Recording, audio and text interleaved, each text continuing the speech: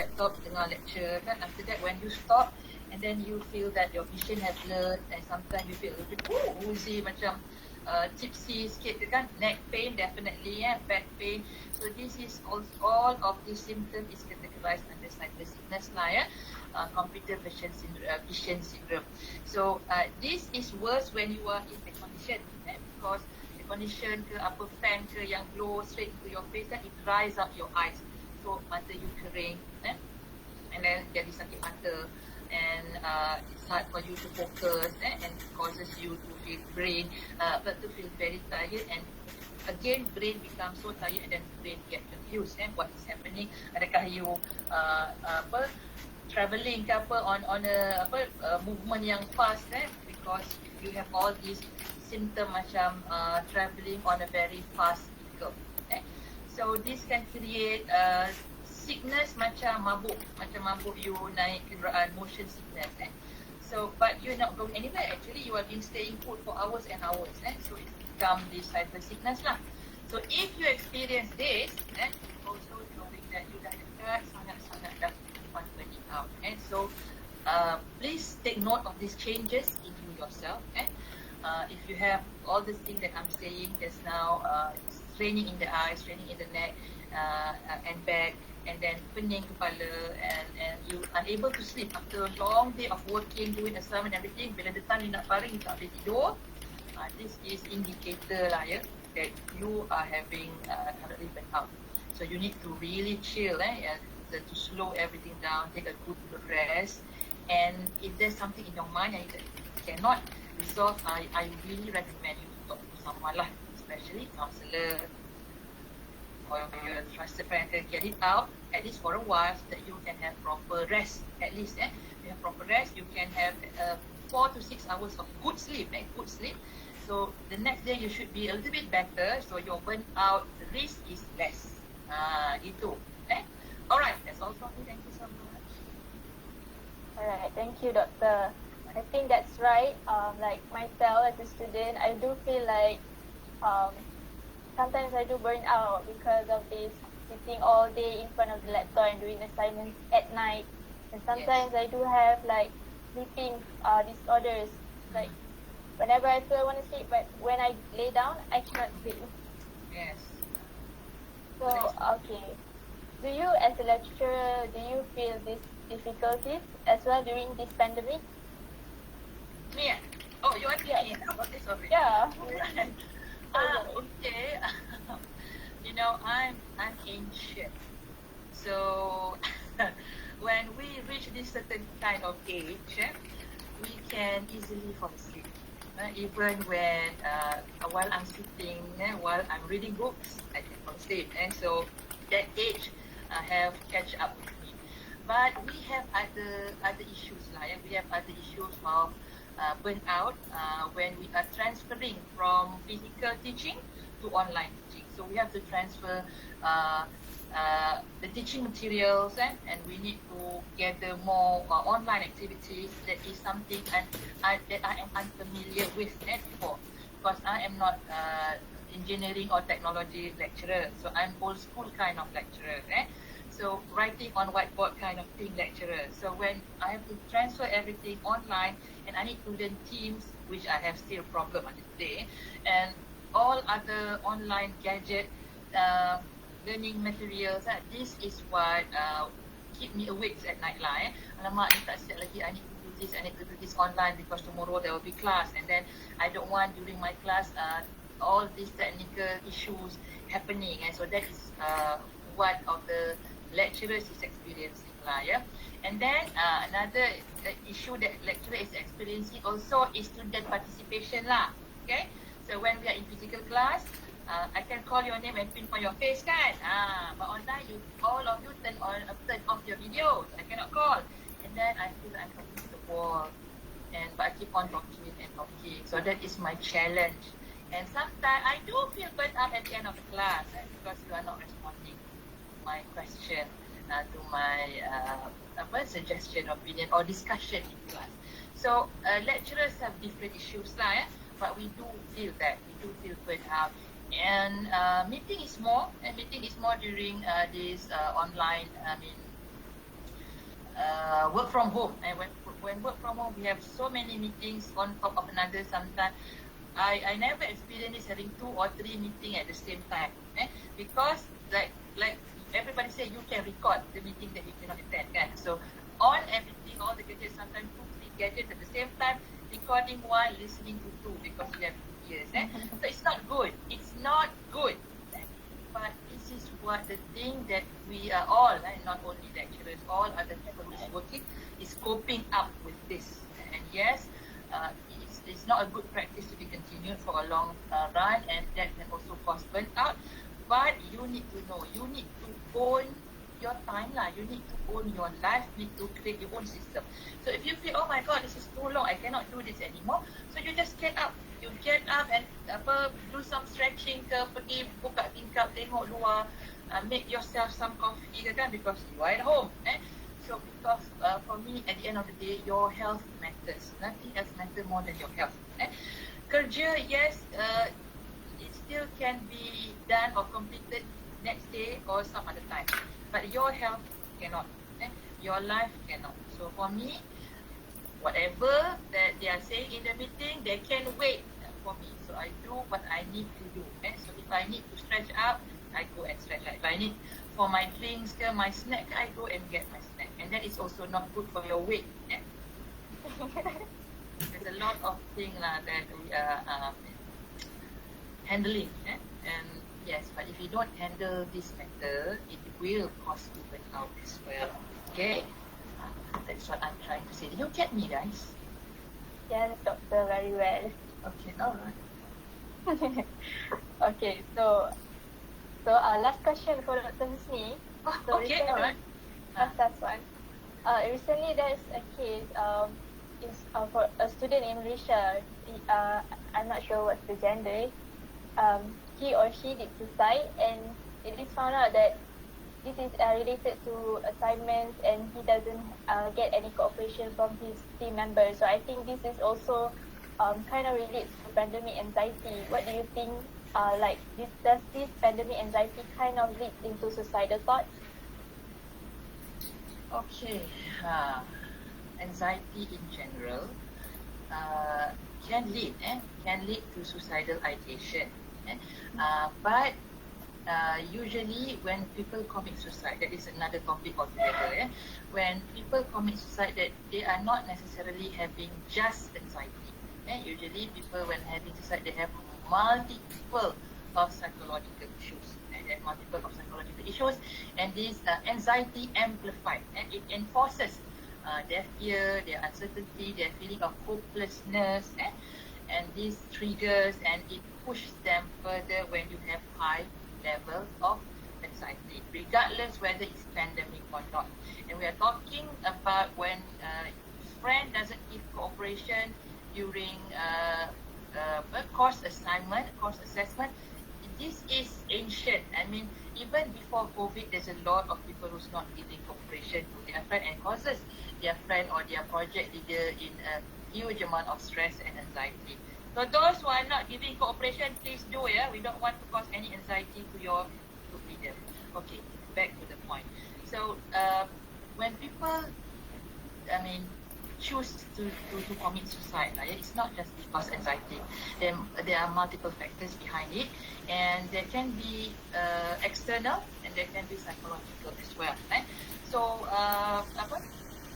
people choose to take suicide because when they feel it's overwhelmed, they can no longer control, things is getting out of hand, and sometimes they also feel that this they become a burden. They become a burden to their family members, their significant others, family, siblings, whatever. They feel that they are a burden, the problem that they cause or the problem that they bring is going to make other people suffer. So it's better for them to solve this by ending their life. And it also because of the current situation, yes, definitely, financial difficulties, and there are also many others such as death of loved one, traumatic experience. You have been got COVID, those yang rape victim, and many other criminal and traumatic punya incident lah, this also can trigger a person to commit suicide, and feeling of depression, where you feel that hopeless, you are trapped at the corner of your life, you feel there's no getaway, there's no lifeline, no longer way to escape this, way to solve this, you feel that you have lost hope, dan tak ada jalan lain, and this is the only way for you to get out of this pain is by taking your own life, thinking that after I take my life, I will no longer feel the pain. Okay, and then there are also suicide that happen spontaneously because of some big things happen, and in that spur of moment, also people can commit suicide. So there are multiple factors, not only anxiety. But yes, if you want to say can anxiety lead to this, yes, anxiety can, but not anxiety alone. There always going to be multiple factors. And people before they commit suicide, they leave also so many clues and signals, you have to be aware of this. When they change their personality, they talk about death a lot in a more grim way lah. Yang kalau kita cakap pasal kematian in a different positive note kan. But this person talking about death in a weird way yang you rasa no, normal people don't talk like this about death, kan? And then they start to give away their possession yang diorang sangat sayang, yang you know that on the normal circumstances they can never give you this, you cannot even borrow this possession that they like, kan? But before they leave this world, kan, they're giving away of all this prized possession. So if you find this situation happen, please give attention and ask this person and suggest them or urge them to go and get help and constantly monitor. And if you are the one who are feeling this, feeling that you are now at the edge, there's no way nobody can help you, there's no solution to your problem, go and talk to someone, go talk to a counselor, go talk to psychologist. There's always going to be a way, inshallah, and always choose life. Always choose life, because as long as your heart is beating, you can rectify anything.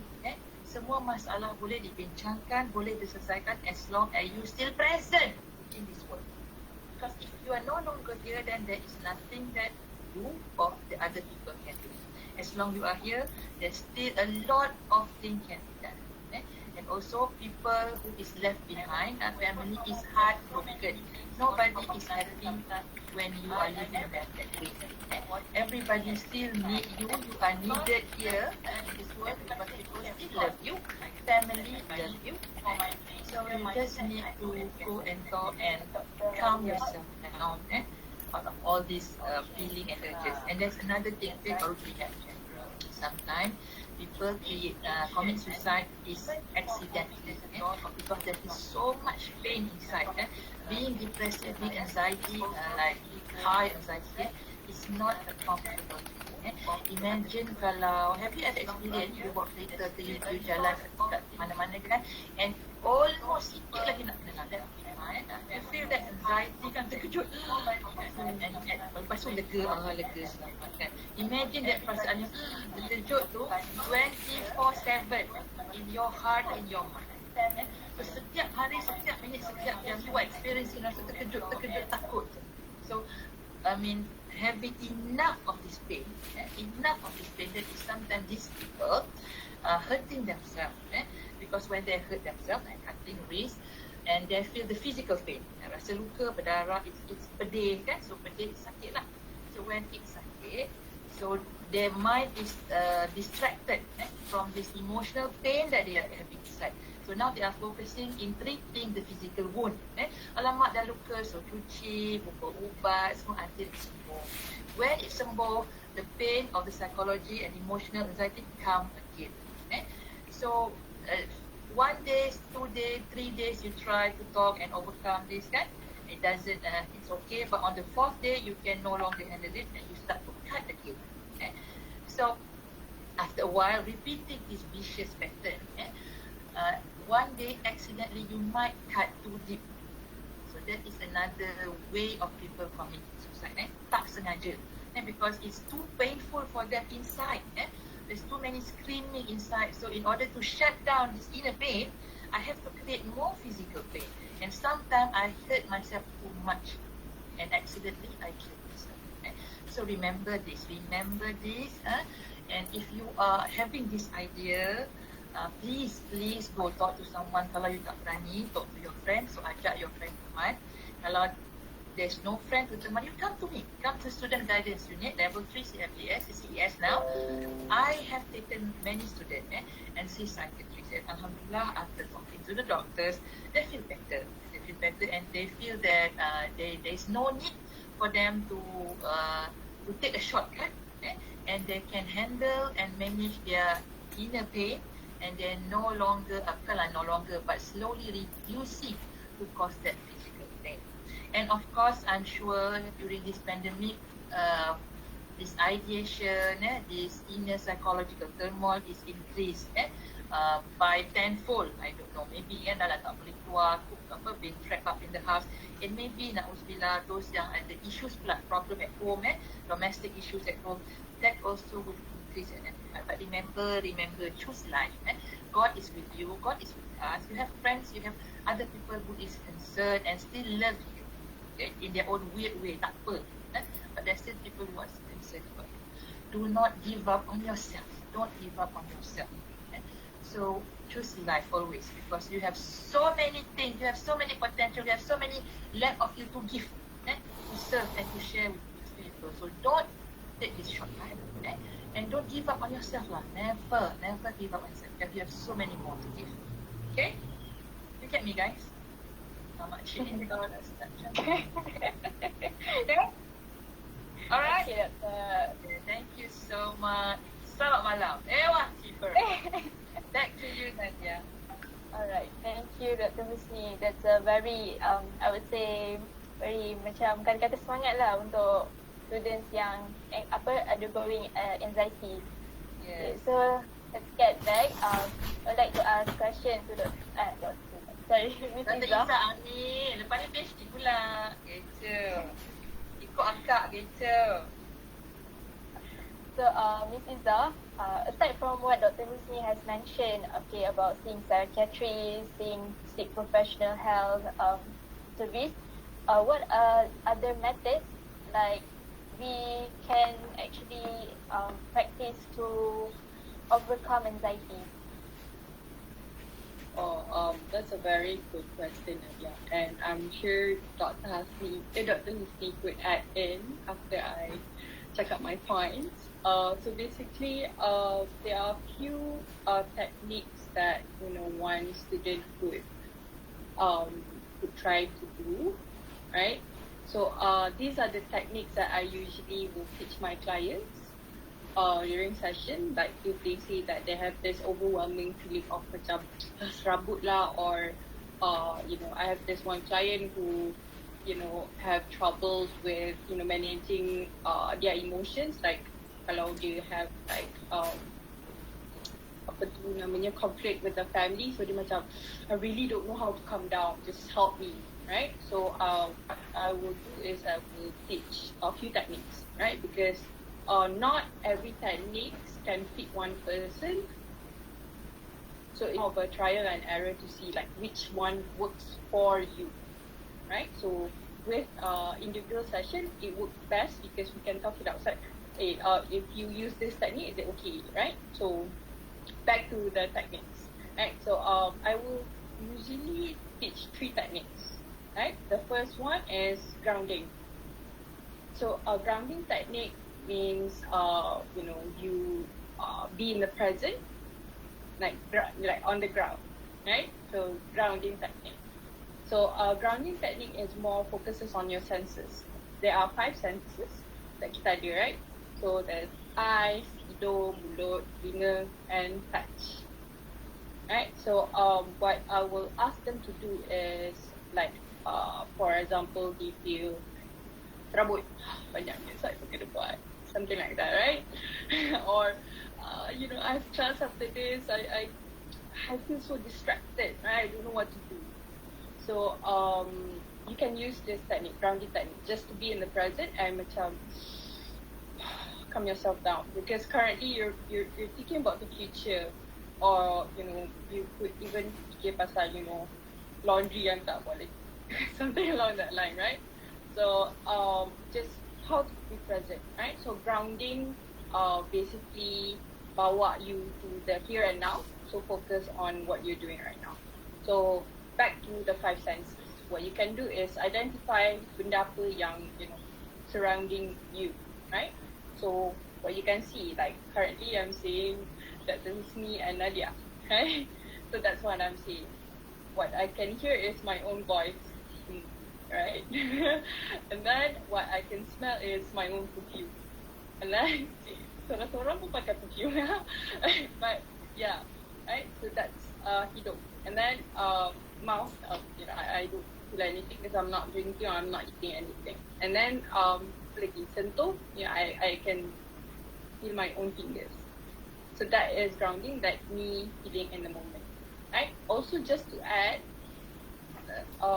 grounding not only like you identifying whatever that is you're feeling.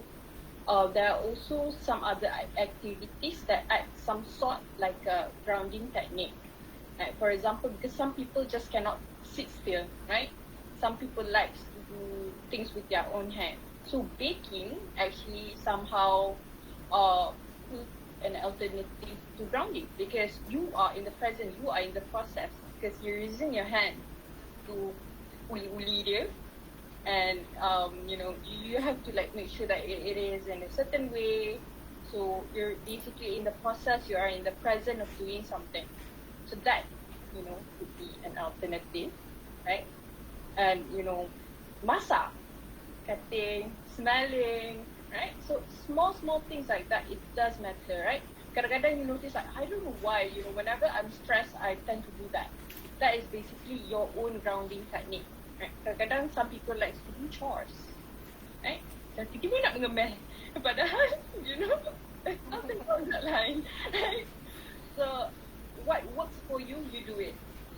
So you tune into yourself, right? So it doesn't, yes, sometimes it's good to hear like new techniques, but tune into your own body to hear what you tend to do when you're stressed, or you tend to do when you're overwhelmed, because it seems to have been working out for you, unless if you feel like, I want to try new things, then you can try new.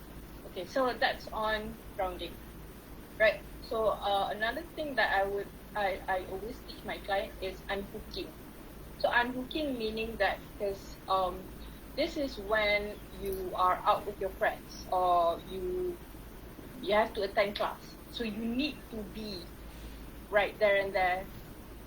You tak boleh nak tiba-tiba nak masak ke, because you have to do something, right? So you have to unhook with your thoughts and feelings. Macam let's say you baru gaduh dengan boyfriend, right?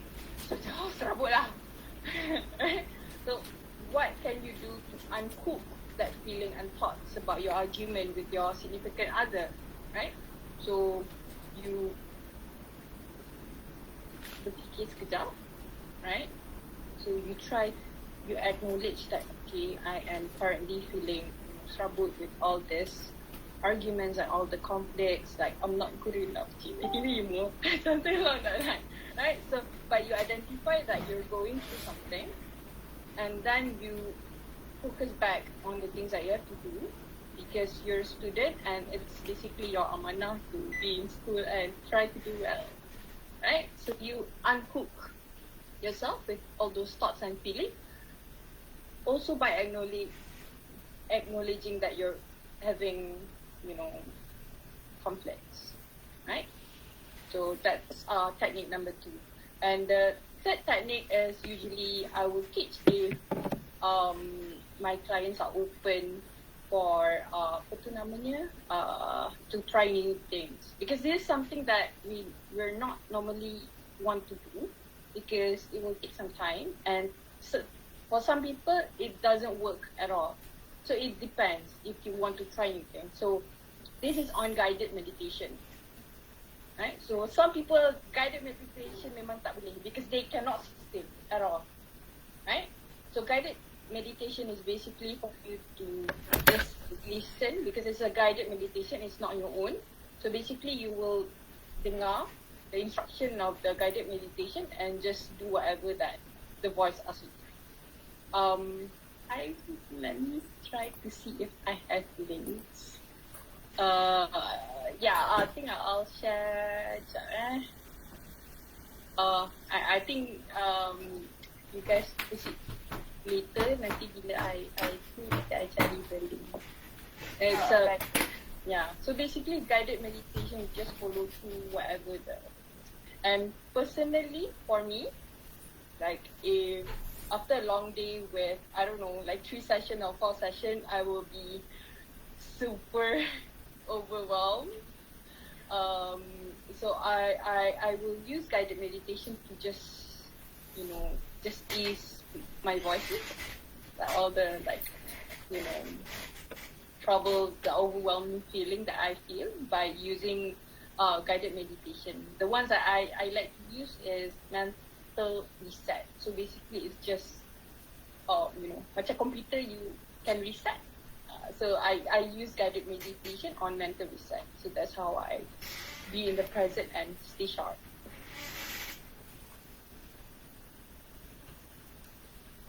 Oh, okay. I think that's all from you, is it, Miss Izzah?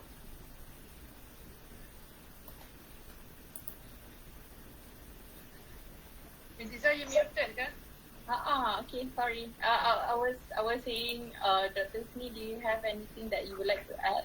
Oh, Yeah. okay, that's nice. Okay. Okay, Dr. Izzah, another question for you. So, from all the techniques, so actually we can practice by ourselves, and so it can actually heal anxiety. Am I right? Okay. Healing is a strong word.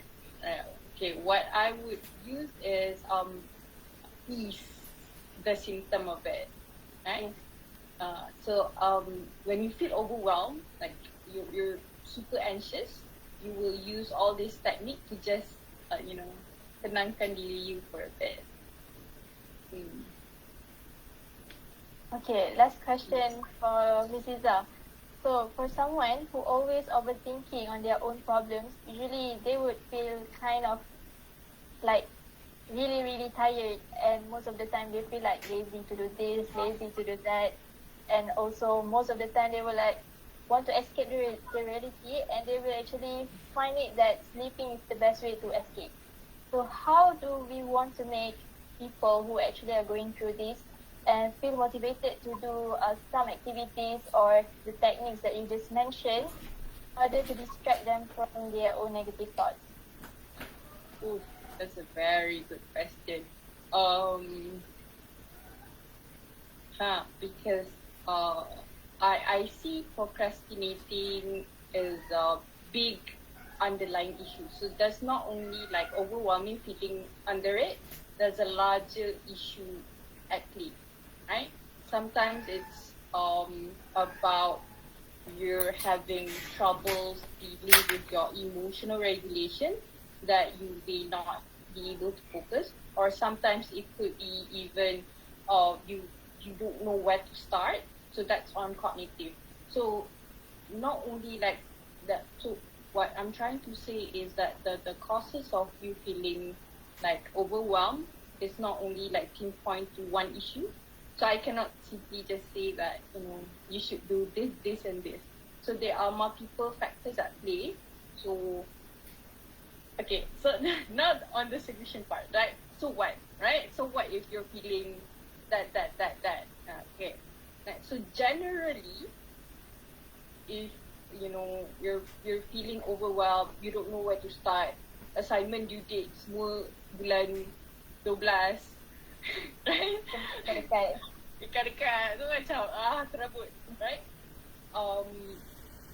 What I will usually teach my clients is I will ask them to plan out right? So take one step at a time.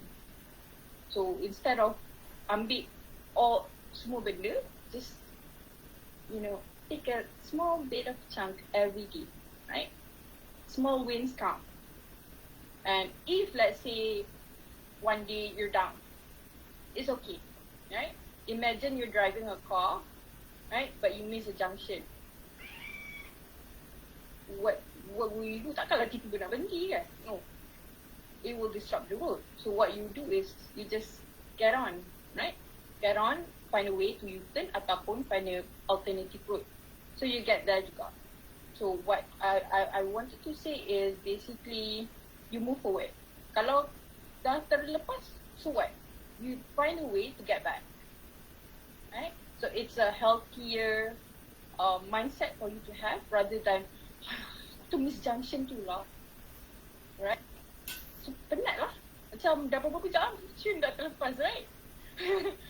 So instead of just, fikir, yes, it sucks. Minyak habis. Maybe kena bayar tol lebih. It sucks. But you just have to suck it up to reach your destination, right? So just forgive yourself and move on.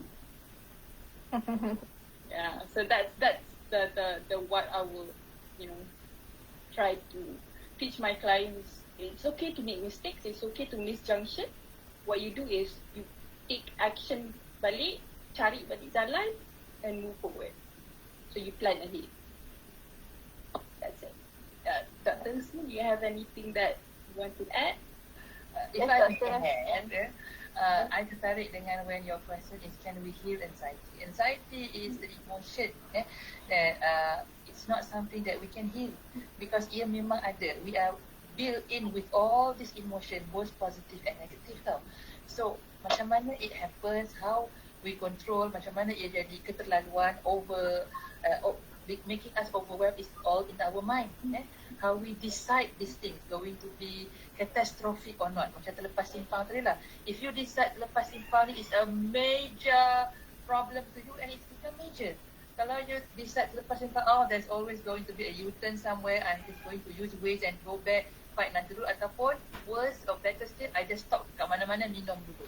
And then everything, suddenly it changes, become a smaller problem. So you are the one who decide because anxiety, stress is normal thing in life. You're always going to encounter this over and over again in a different level and different intensity. Bila you naik kerja nanti, you akan ada stress bekerja pula, kan? Anxiety bekerja. And when you get married, there's going to be marital stress, there's going to be anxiety stress. Ada anak pula, lain cerita stress dan anxiety. So it's always going to be there, always throughout your life. So it's not something that you can get rid of. Macam kita buang lemak. Lemak pun tak boleh buang lagi kan. So it is always going to be there. It's how you manage, how you deal, how you choose to act. Itu yang penting. This is what you have to learn. This is what, if you're in my class, I'm sending you to go and have a counseling session. So di situ you belajar how do you acknowledge. I like macam Madam Izzah cakap tadi, you have to acknowledge perasaan. Alamak, memang frust tadi gaduh dengan boyfriend semua kan. So it's a real feeling. You tak boleh nak kata deny, tak ada apa-apa, I tak marah. When you marah, you marah. When you frust, you frust. But like Madam Izzah cakap tadi, you can unhook. Okay, I am marah, I am frustrated, yes, but not now. So I'm unhooking this kan, I'm going to deal with this later. Sekarang I nak pergi kelas dia. So you can do that. Your mind is so magic tau. Your mind, your brain is so magic. You can do so many things and it will follow your instruction. Kalau you tell your mind, focus dalam kelas, tak mau fikir pasal gaduh tadi, it will focus. Tapi kalau you ke depan, ke belakang, nak fokus, tapi kesian, then you cannot focus lah. So it's everything in your mind. How you decide is going to be. Kalau you decide issue ni akan jadi besar, it will be big. Kalau you decide it can be solved, lepas ni kita boleh settle benda ni. Benda boleh bincang, benda kita boleh uruskan. It will become things yang boleh bincang, yang boleh diuruskan. So remember, stress, anxiety is bukan benda untuk kita heal. We cannot sembuh. Because dia bukan penyakit unless it become a penyakit, it become a disorder when it's taking over your life, when you can no longer functioning as a normal human being. Then stress and anxiety tadi is becoming a disorder or a disease to you. Selagi you boleh control, stress and anxiety is normal. it's like macam saya cakap tadi lah, lemak, peluh kita kan. It's there. It's going to be there always. How you deal with it. So if you are not sure how to deal with it, then go and talk to your counselor. InsyaAllah, they will help you to find ways that is work for you. That's also I like what Miss Izzah says. Semua orang tak sama. So my way of dealing stress will be different. Makan manis-manis, hence the weight. Some people have handled it differently. So some people deal with anxiety dengan cara yang lain. Lagi dia anxiety, lagi dia buat bungee jumping, for example. Call it flooding kan. Lagi banyak takut, lagi terus hilang. Kan? So yeah, different. And then talk to your counselor. So anxiety and stress is normal. Don't be afraid. Because it can be solved provided that you want to solve it and you want to get help from it and you acknowledge that this is okay. It's not the end of the world. Kalau bukan perkara yang menyebabkan hidup dan mati seseorang, hidup dan mati you for example, boleh selesai insyaAllah. So get help. You have to get help. Kalau you tak tahu macam mana, not sure what to do, you need to get help. So insyaAllah lepas tu things will be better. Okay, back to you, Nadia. So basically, it's just like a matter of our mindset that how we want to control the problem itself. Am I right? Exactly. But it's easier said than done.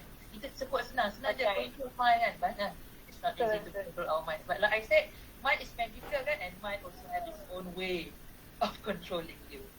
So kita kena belajar jugalah how to train your mind to follow what you want. But sometimes bila kita macam okay, we have the motivation to move on from our problems, but then suddenly our surroundings keep on like drawing us back. So macam mana Drawing us back. Okay. Yes. Kalau macam tu macam mana, like how do we handle that? Okay, Miss Izzah, you nak ambil ke servis ni? Alright, for me lah kan, maybe it's time for you to evaluate your surrounding. Is it worth for you to stay in that surrounding who keep pulling you back and being the negative factor, being the weight that holding you from becoming who you are, what is your most potential can be? Kalau this environment is negative and not good for you, keep on holding you back daripada allowing you to become the fully greatness of you lah kan, jadi superhuman you, then you should consider, is it worth me waiting here still? And kalau you rasa no longer worthwhile, then you know what you need to do. But it's all come from inside lah. Yeah, I cakap macam mana pun tak bagus. Tapi kalau you rasa they are worth every time of me, then no point of me saying. And again, it's in your heart, it's in your mind. You decide. Because you are the master of your mind, your heart, your life, your destiny. Semua you. I dan Miss Izzah ni cheerleader je kat tepi, sorak. Go girl, go boy. But if you choose what you choose, then you end up with the decision that you made. So, you get me? Yes. Tolong pegang waist je. Kan, kita tolong pegang waist je. Yes, kita tolong pegang waist. Tapi kalau you choose untuk pergi different direction juga, then it's your choice lah. Kita bye-bye. Okay, see you in the next toll ke whatever. Okay. Alright, next question untuk Miss Izzah. Silakan. Okay, I think can be like open up question to the participants. Yes. Any of you guys want to ask question regarding anxiety to Dr. Husni and also Miss Izzah? Chat box ni rasa. Okay, question. Anything under the sun and the moon. If we can answer today, we try. If we not, tepi nanti kita bagi dekat Nadia bagi dekat those yang ask question. So don't be shy lah So kita tak nampak muka pun. Tak tahu pun you lelaki ke perempuan yang tanya tu, tanya je. Tanya je. Boleh nampak pemudahan jantina kat dalam chat box. Kan, nampak pemudahan jantina, saya tak tahu. Kita kena tanya saja.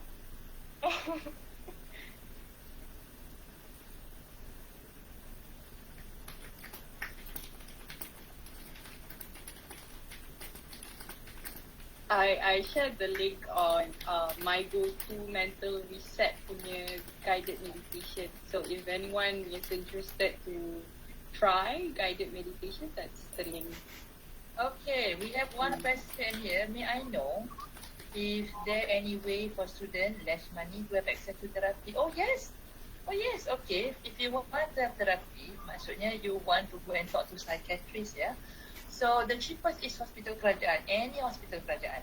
But before you go, you need to have letters daripada klinik kesihatan. So you go to any klinik kesihatan kerajaan, you tell them I need to see psychiatrist. So doktor akan buat evaluation on you first.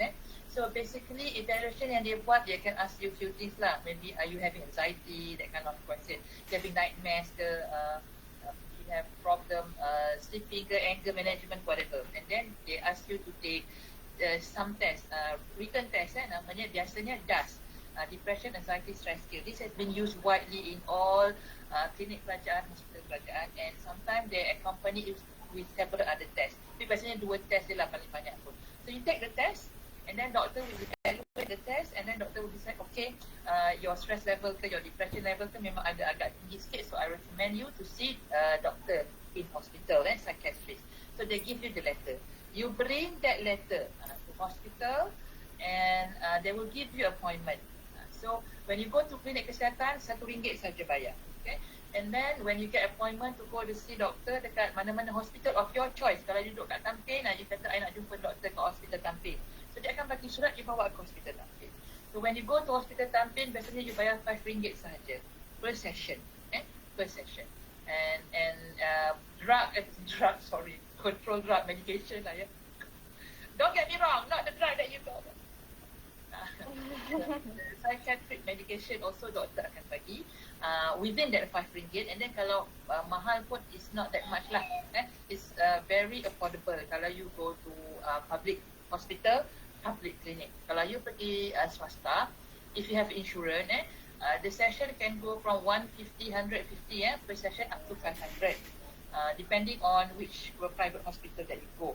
So pergi kerajaan lah. Cumanya kerajaan ni it take a bit longer, but worth. So untuk dapat appointment ke klinik hospital kerajaan psychiatrist from 3 weeks to 1 month. 3 weeks to 1 month. It's still not bad lah. Not like you have to wait setengah tahun ke tidak. Usually I bawa my student get appointment, send it to the hospital, Serdang ke Kerajaan ke or Putrajaya. 3 weeks dah dapat dah.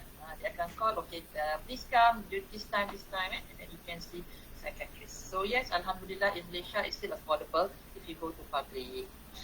Suka duduk dalam gelap, if you hopeless tu tanda-tanda mental health tak sihat ke, I mean besok aku kelas, lepas tu tidur balik, so whole day sleep, and malam tu tidur lagi. This is 2020 dah cukup berhati lifestyle sikit. Okay, Miss Izzah, can you respond to this? Duduk dalam gelap, feel hopeless. But before that, I would like to add on top of Dr. Husni punya respond on apa namanya Affordable mental health service. So I don't know about negeri lain lah, but in Selangor, they do have this pusat counselling Selangor, which they provide free counselling services, and it's not only limited to apa tu namanya counselling individu. Also they also provide career counselling and also couples counselling. Okay. That is in Selangor lah. So Google it out, Pusat Counselling Community, Jabatan Kebajikan Masyarakat. Pusat Counselling Selangor. It's Pusat Counselling Selangor. So go check it out, guys. Find out how can you get appointment for individual, group, career, or whatever, and go and get your counselling there for free. Gitu. And also I would like to also provide my NGO lah. Rasanya yang main ni pernah buat program dengan United kan, way back 2 years ago when I was young. So basically, if you guys want to have a session with me, because I'm a trainee counsellor, it's RM50 per session with me. So I don't want to say it's cheap, but it's cheaper compared to licensed counsellor lah. True. Or you can come to student guidance unit as well, level 3 CS, and we provide that for free juga. Online pun ada, physical pun ada. But katalah you are not comfortable doing it inside campus because whatever reason, I'm not judging. So yes, you can go to this Pusat Counselling Selangor, or you can Roger to Miss Izzah dekat Young Minds. You can find that. And also online counselling, Befrienders, free 24/7. Mercy 24/7 pun Mercy free call if you want to talk to someone over the phone. And you tak selesa face to face, you want to talk over the phone. There are also a lot of hotlines, telephone counselling available now. Just Google it. Ada banyak dah sekarang. Bertambah even when we start pandemic. I saw some hands. Ada question kan? Yes. Okay. Okay. What was the question? Okay. Yeah, Tifa, carry on. Okay, hi Dr. Husni. Hi Miss, I am Atifa. I have a question related to anxiety. So I'm not sure either this question is under anxiety or not. But my question is like, what should we do when we feel overwhelmed or underwhelmed? Overwhelmed or underwhelmed? Okay, silakan Miss Izzah. Alright, thank you. Thank you, Atifa. Sorry, Helmi. We're going to ask her question. I mean, we're going to answer her question first. Jadi betul lah lepas ni Helmi So, what do you want to do when you feel overwhelmed or underwhelmed? To be like for overwhelmed, you can try those 3 techniques that I've shared earlier. You know, grounding, unhooking, or guided meditation. But then again, it's up to you how you can best manage your overwhelmed feeling. So it's more of a trial and error to see which one works best for you. And also be mindful that not every time you can use technique A, because sometimes technique B works, something along that line. It's more on trial and error to see which technique is, work best for you. Like for underwhelmed, I'm not exactly sure about this. Dr. Husni, would you like to take this on? Okay, alright. Underwhelming is when you feeling less spirited and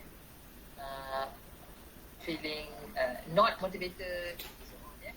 So I think you need to push yourself. Make it a routine for you to treat yourself with things that will boost all this motivation lah. So kita ada this hormone kan, there's a lot of our hormone that God has created and that God has provided in us, but we need to do something in order to jumpstart, to kickstart lah ya. So we have this stress hormone and we have this happy hormone to overcome this stress hormone. So to make you feel excited again, but you need to do something in order for the happy hormone to be released in your body. So what you can do to release this happy hormone? You need to do physical activities. You need to exercise. You need to get some sunlight.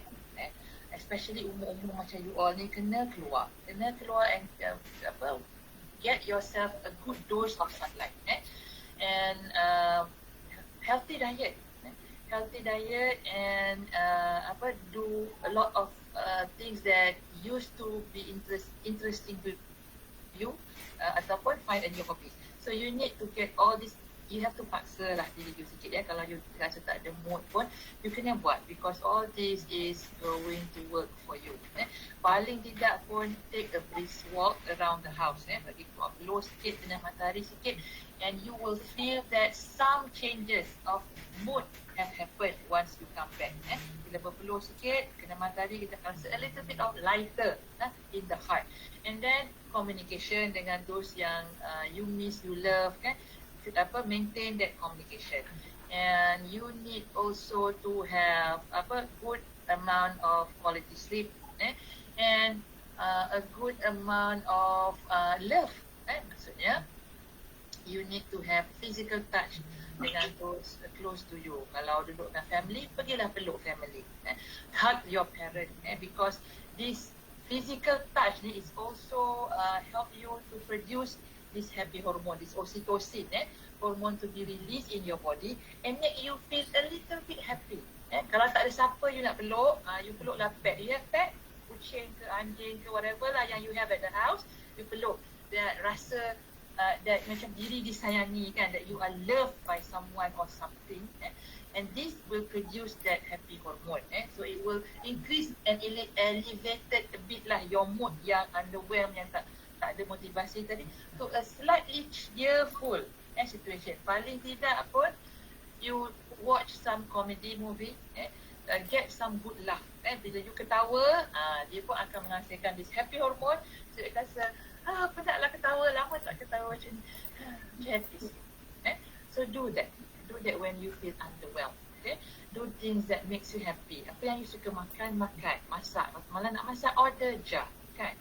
And do this and do it frequent lah, until your underwhelmed feeling ni is lifted. Make it a routine, because it's important for you and no one else can do it for you. This to make sure that all this happy hormone that I said just now, endorphin lah, dopamine lah, oxytocin ni semua, you have to produce it yourself by, I said tadi, exercise, get yourself sweat lah, kena berpeluh sikit badan, and then good diet, seimbang, bukanlah kata makan yang Atkins diet ke, tak, seimbang, yang work for your body. And then get in touch with your close one, both in secara distant and also physically, go and hug them, and do things that interest you. Ini semua that you need to do yourself, no one else can do it for you, to produce this happy hormone so that it can elevate your underwhelmed mood tadi tu. Okay, so try to make it as a routine lah. So setiap petang you promise yourself you're going to walk for 10 minutes, and then balik tu nak siram pokok bunga so that you still kena matahari bagi berpeluh-peluh kan. After that I want to call my friend yang dah 2 tahun I have been calling her because of COVID-19. So do that and you find yourself, your mood will improve lah, little by little. And then watch comedy, baca buku kelakar supaya you gelak, and all this going to generate this happy hormone and you feel happier, little by little. But you have to do it on your own. Tak boleh tolong buat lawak kat saya so that saya gelak. Okay, they can try but not necessarily it's going to work. So you have to find, you create your own happiness.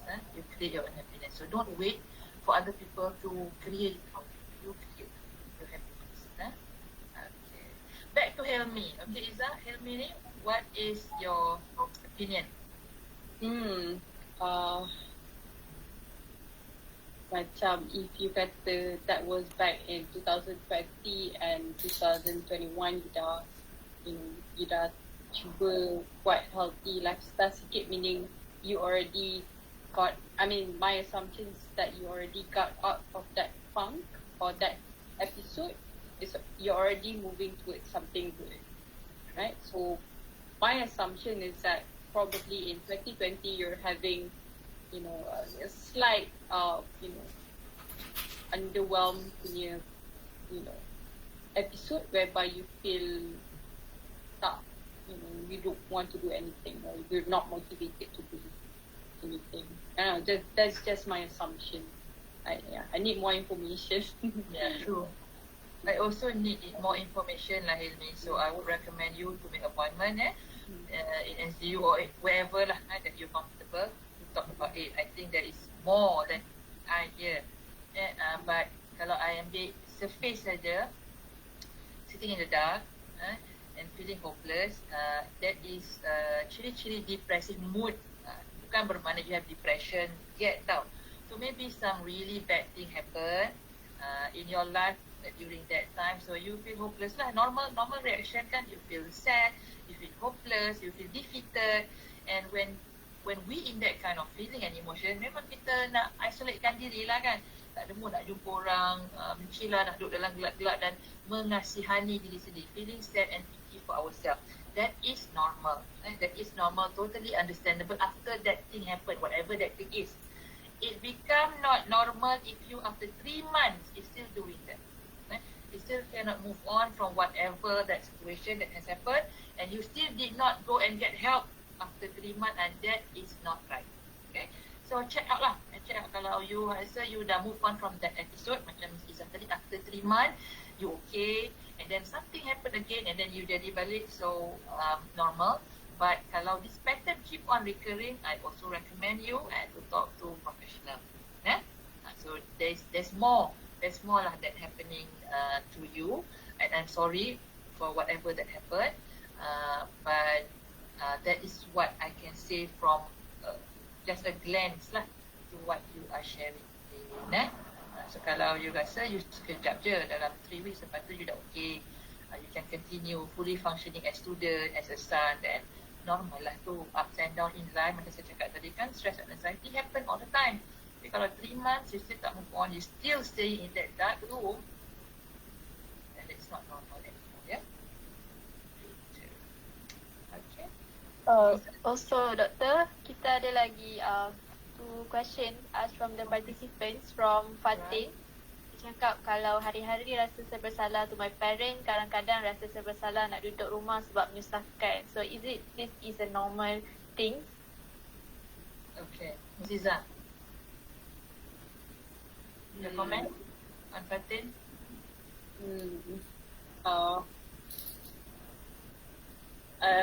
It's a bit hard for me to answer this question because it's quite abstract. Like hari-hari rasa bersalah sebab apa?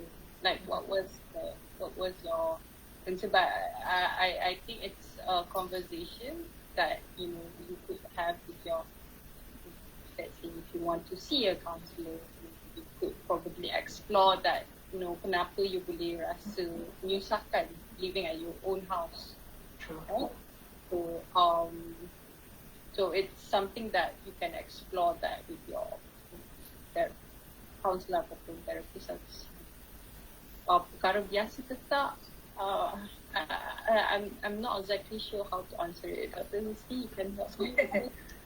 Kan, I also tak nak kata tembak lah, shot in the dark. What is the reason yang membuatkan you rasa you menyusahkan? Sedangkan living with parent, when parent menanggung kita before kita punya age of responsibility, is a normal thing kan. So where does this come, the feeling of guilty, feeling of a burden ni datang daripada mana? So we need to explore that lah before I can give any further comment about it. Adakah somebody saying something with you yang mengatakan you ni memang menyusahkan? So if there's actually something happening yang macam tu, you need to solve it out lah, talk it out with that person ke whoever. Kalau nobody is saying anything, kehidupan berjalan macam biasa, tapi you yang timbul sendiri rasa macam tu, kenapa? Where does this come from lah? Unless ada somebody yang actually saying that, pointing you, blaming you, and then it's logically lah you have this feeling. Kalau tak ada, kenapa you ada this feeling? So itu yang we need to explore. So to give opinion from this, macam saya cakap tadi, shot in the dark. But again, maybe I recommend you to talk to counselor lah, to explore what is beyond ataupun behind this guilty feeling that you have. Kenapa sampai you rasa you menyusahkan parents? Sedangkan memang tanggungjawab parent tu, memang tanggungjawab dia untuk menjaga doing what all parents do lah until you come to the age of responsibility, dah 21 dah ataupun dah kerja. Kalau 21 you still belajar, you still under their responsibility. They are your legal guardian kan. So where does this come from? Kena tahu lah. And you also, kalau you tak sure, you pun kena selami diri. Kenapa you rasa macam tu Ada orang cakap ke? Ada orang yang blame you ke? Ataupun this come out of your own muhasabah diri ataupun your own imagination? Kalau from your muhasabah diri, then you need to change that kind of thinking lah. Ataupun whatever negative emotion yang come out tu, you need to deal and solve it and talk it out dengan whoever yang appropriate. Kalau somebody memang cakap macam tu dengan you, maybe you need to discuss with this particular person. Kenapa you rasa menyusahkan? What did I do? Kalau tak, then you need to talk to yourself lah. Talk to yourself, it is my parent responsibility. Nanti when my time come, bila I dah bekerja nanti, I will take care of them. That is my promise to my parent and to God. Konon macam tu lah. But itulah, either kita kena jumpa lah Fatin, PM Fatin. Hello, okay, another question. I would like to ask, what are your thoughts on medication to help with sleeping? As anxiety causes me to have trouble sleeping at night. Is there any other methods to overcome this? Miss Izzah, I cannot sleep, anxiety, any other method other than drugs? Medication, I keep on saying drugs, sorry. Medication. Selain daripada medication, what can we do to help people to have better sleep at night? Usually with my clients, I would assess their lifestyle. So let's say, yes, anxiety is part of it, but also sedentary lifestyle.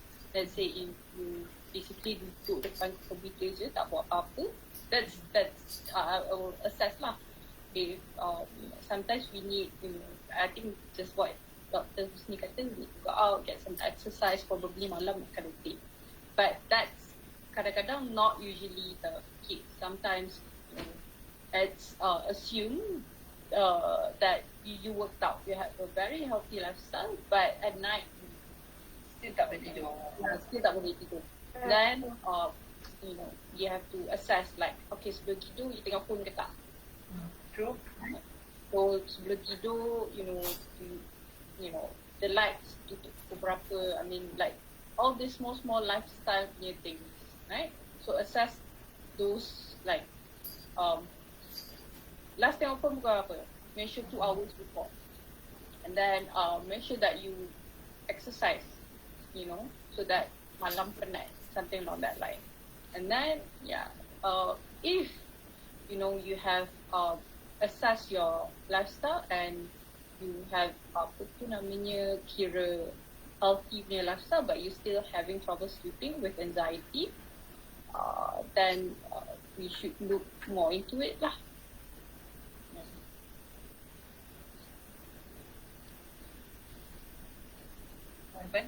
Oh, okay. Oh, this is You can also try ni Marvin Brand. Macam Miss Izzah cakap, make sure when was the last time you tengok phone and laptop. This is for all lah, not for only for him Don't do your work, your assignment on your bed. Again, your brain will confuse. So you kena separate tempat rehat dengan tempat kerja has to be clearly identified. So brain understand bila you dah datang kat katil dia, brain will know, okay, this is time to shut down, to sleep. So if you do your work on the bed as well, so bila you tutup laptop, tutup everything, you nak tidur, brain still think that we are still on the work side lah, get up. So avoid that and don't do work on the bed. Don't drink caffeine, apa-apa teh, kopi, teh tarik, Nescafe before 4 hours at least before sleeping. Better still minum susu, susu suam before going to sleep. And then yes, exercise in the morning or in the evening would help for you to have a better sleep. And I told one of my clients, since he's been trying all this and it's not working. So I tried, why don't you take a warm bath or warm shower? So he tried, and alhamdulillah, since then, he can have a very blissful sleep. Until now, he is still practicing it whenever he cannot sleep. So cuba mandi air suam. If it not work for you, cuba mandi air batu lah pula. So I don't know, sometimes it works kan. Doing totally the opposite, or bila mandi air sejuk, or lepas tu you masuk selimut lagi sedap nak tidur. So try that, air sejuk, air panas, air bunga, whatever. Whatever works for you. Air panas, tubuh garam sikit, bath salt tu kan, tubuh garam sikit kan. It can help soothes you, calm you, and then mungkin pasang some aroma terapi ke in your room kan. Lampu jangan pasang masa tidur, betul-betul bilik bagi bersih lah. Kalau bilik you pun tak selesa untuk tidur, that also can mengganggu masa tidur you. Okay, so this basic things, try to do it lah. Kalau tak boleh tidur juga, then maybe there's something bigger underlying in your mind, then you need to go talk to a professional. Okay, good luck, try. Hopefully you have a good night's sleep. Sampai ni, alright, saya ada masalah dengan fokus dalam semua perkara yang saya buat, saya amat mudah hilang fokus. If study, saya pasti akan buang study fokus. Kalau sedang ke masjid, tiba-tiba boleh pergi tempat lain dan buang masa. Tersadar gitu saja. End up saya jadi super stress bila all of things yang saya plan semua out of schedule due to lack of focus. Okay, Miss Izzah, this person having problem finishing what he start. inability to have long time focus. Macam mana nak buat ni? Yeah. This is something apa namanya is a symptom of something. However, I don't want to jump into conclusion. So I need more like assessment. Like benda ni start sekarang tu, or it has been a struggle that you have like apa tu namanya lifelong punya challenge. Like apa tu namanya dari sekolah. You know, once you start something, you have the tendency to buat benda lain, right? So if it is that's the case, I mean, if it is benda yang lifelong that you have done, I mean, asyik buat sesuatu tapi tinggal, then I would suggest you to see a mental health professional, either clinical psychologist ataupun psychiatrist for further assessment. Yeah, because it might be something. Yeah, that's my assumption lah. Right? Other than that, what you can do is try Pomodoro punya technique. I'm not sure if you guys have heard of it before. Pomodoro technique is you set a timer of 25 minutes. So set dekat phone and then make sure that you focus benda tu for 25 minutes sahaja. Okay. Yeah. So that's one method, and if it doesn't work, then if Dr. Husni, do you have anything like Rasa yang kita cakap tu je, Pomodoro teknik tu, I pun dah lupa. Yeah, if you cannot focus on your own, because for whatever reason lah, it could be bigger issues yang you might need to solve. Kalau this has been persisting daripada you sekolah rendah, you ada masalah, you can might want to solve it that once and for all with psychiatrist. But for the time being, maybe guna this technique lah. I like macam you tak boleh fokus sendiri, so you need something or someone to monitor you lah, kind of. So you letak timer, you letak handphone tadi 25 minit. Dalam masa 25 minit, you jadikan it like a competition to you yourself. Macam Squid Game gitu. 25 minit, apa je aku boleh buat? So you set timer, you buat lah sampailah alarm you bunyi. Tengok apa yang siap 25 minit tu. Lepas tu reward yourself, Ice Cream Malaysia sebatang. Sehat. Okay, lepas tu set another 25 minit. Boleh tak aku cuci bilik air 25 minit tu? 25 minit buat. Itu rehat.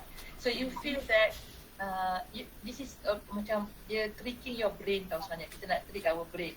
Mengatakan, alah kerja ni sikit je, kecil je. So you chunk it out to smaller pieces, smaller pieces. So, ataupun kalau isi 25 minit tu banyak sangat, you pendekkan lagi 15 minit. 15 minit rehat. And then lepas zuhur 15 minit lagi. And then lepas asar tak elok untuk study, untuk kemas-kemas elok. And then malam another 15 minutes. So bila brain kita di-treat macam tu kan, 15 minit sekejap je. Tapi you fully utilize that 15 minit. And then when you get used to it, you increase lah from 15 jadi 25 minit. And then you increase lagi. Tapi kalau study, research telah menunjukkan when we study, our mind can really optimally focus the first 40 minutes je. Lepas tu memang you kena rehat, stretch ke whatever, and then sambung balik. So kalau untuk study 40 minit tu, make sure you betul-betul lah tutup radio, jauhkan phone apa semua, set alarm dia 40 minutes. Lepas 40 minit tu you entitled untuk rehat, you entitled untuk minum, jangan minum kopi nanti malam tak boleh tidur pula. Minumlah air kosong ke susu ke whatever yang non-caffeine. Okay, so try to do that. Try to do the activity yang you put your own timer. Kalau nak you want to up the challenge, you buat competition dengan kawan sebelah ke, okay 20 minit, berapa banyak aku boleh kemas bilik aku, berapa banyak aku boleh kemas bilik aku.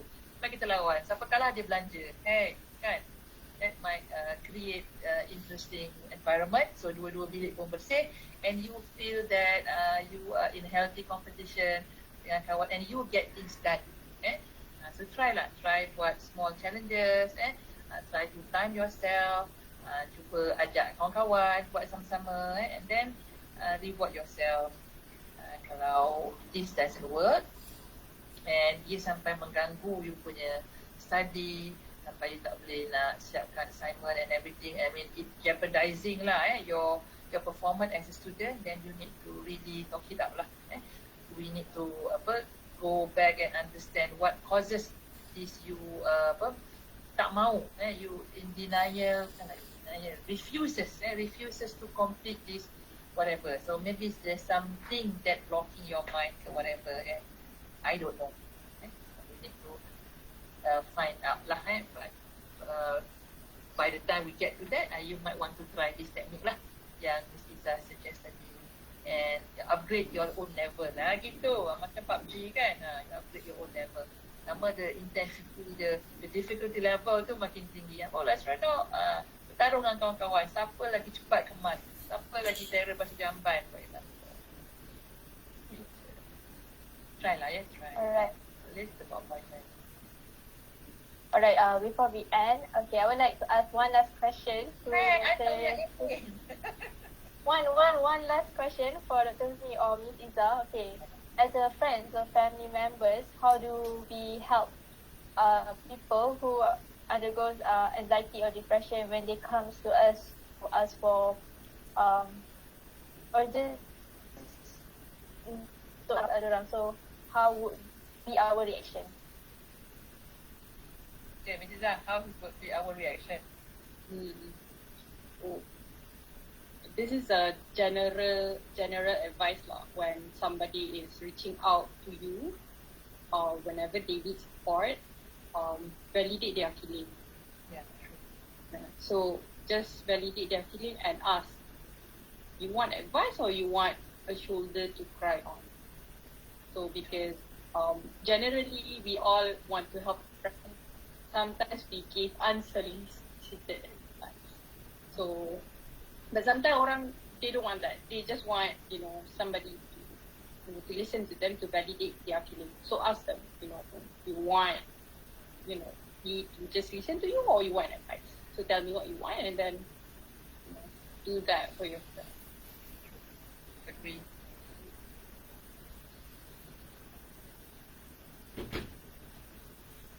Okay. Oh, Thank okay. you, Dr. Thought kita putus line. Dr. Husni, do you want to add something to that? Don't judge, don't evaluate them. Accept them as it is. Walaupun cerita yang you dengar tu coming from them is so weird and aneh, but it's their stories. Who are you to judge? And so you dengar je, okay, oh wow. Wow, seriously? Wah, benaran loh. Acknowledge their feeling. So I can only imagine apa you rasa tu pasal I tak pernah rasa. So don't judge. Jangan kata cerita kau ni mengarut lah, membongak lah. Kau ni jangan. Walaupun dia membongak masa tu kan, biarkan aja. Right. Okay, so then macam Miss Izzah cakap, now what? You want me to help you ke? You want me to teman you go counselor ke? You want me to go with you and talk to your parent ke? Whatever. Tanya dia. Lepas ni kita nak buat apa? Jangan memandai-mandai. Jangan bagi cadangan yang bukan-bukan. Kalau itu kita bakar je kereta dia. So you just, sekarang ni dia nak buat apa? You nak I buat apa? What can I do to make you feel better? Or what you want to do to make you yourself feel better? Tanya dia. So dengarlah kan. Kalau dia bagi cadangan yang mengarut, yang membahayakan diri, tu dia cakap janganlah, bahaya, tak elok. Macam tu, that other way we can solve it. Okay?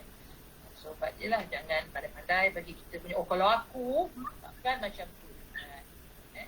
So because it's not you, it's them, it's him or her, it's not you. So it's not about you, it's not your story, it's their story. So dengar, layan, acknowledge whatever they are feeling, don't judge. And then lepas tu tanya, okay, now what do you want to do? How can I help you? Itulah. And so it's not, I mean, bunyi macam simple kan, tapi masa kawan datang, masa itulah kita nak taruh kan. Memang aku dah cakap kau ni.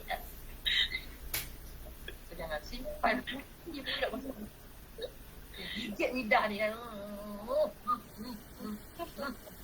Jangan cakap. So we don't know what we're going to say, and that going to push him or her to a dangerous level.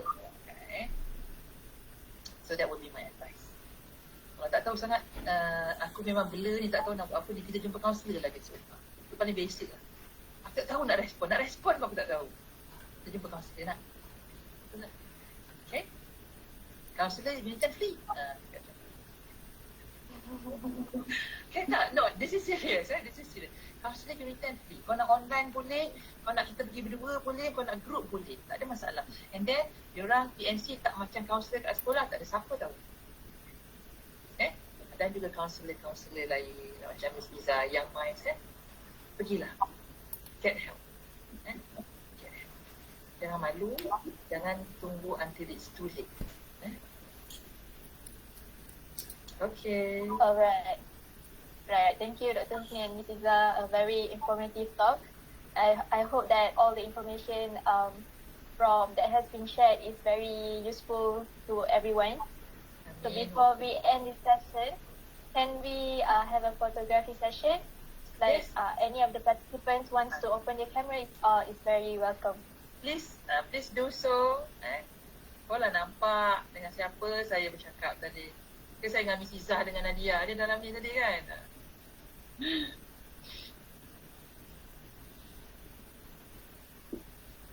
Sampai ni you can stop sharing out. Because I can still see the slide. Sorry lah ya, kita orang punya background. Background betul lah. Anyone nak buka kamera for photography session?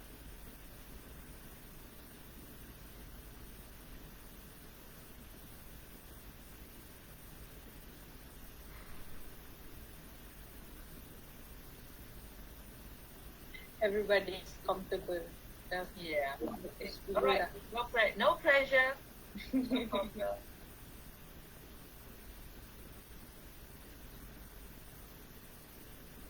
So who's taking the picture ni? Dah boleh start senyum ke? Anissa boleh ke? Oh, Anissa. Yeah, okay. Anissa, count lah 1, 2, 3 nanti ada yang tak ready. Okay. Sekejap. Wait for a minute. Kalau boleh lagi ramai time. Yeah. Sir, jangan malu-malu dengan segan-segan. True. Nanti share gambar lah yang handsome-handsome sikit. Nak buat report hampa. Sekejap.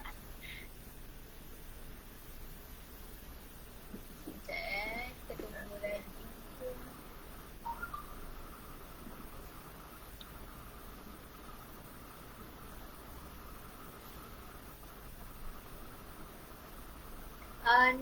Nak screenshot in together mode or nak dalam layout biasa je? You ambil dua-dua. Lepas tu dua-dua hantar kat saya.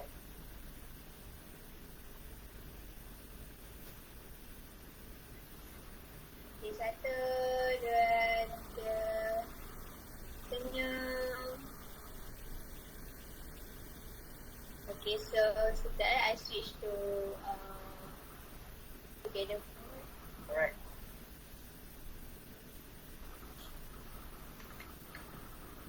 Okay. 1, 2, 3, senyum.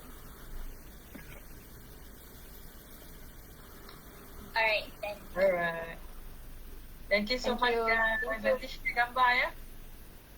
Alright, Doctor, will do. Right, most welcome.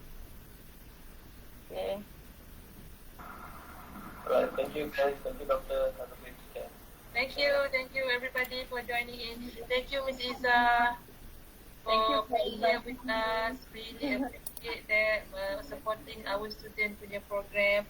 Janganlah sedih kalau unit 10 jemput you lagi. Ajaklah lagi. I want to have more program hours. Oh, unit program. Okay, alright. Then we'll invite you more lah kan. Nanti bagi saya email Miss Izzah kita jemput dia lagi. Alright, boleh Doctor. Alright, thank you so much. Minta maaf for all the kekurangan. Daripada ujung rambut, ujung kaki, salah cakap. Apa yang mengguris perasaan, saya minta maaf pada semua dan juga pada Miss Izzah.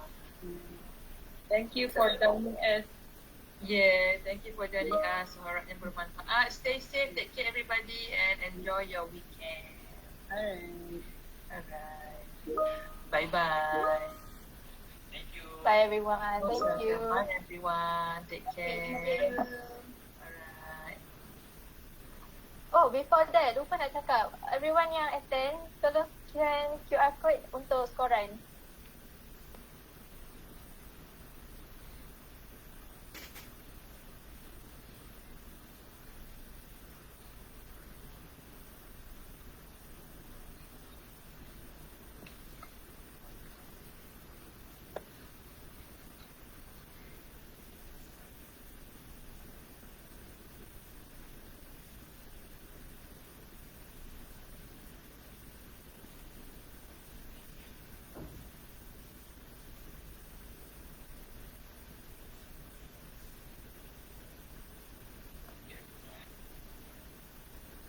a bit, maybe you boleh letak QR code dalam chat box kot.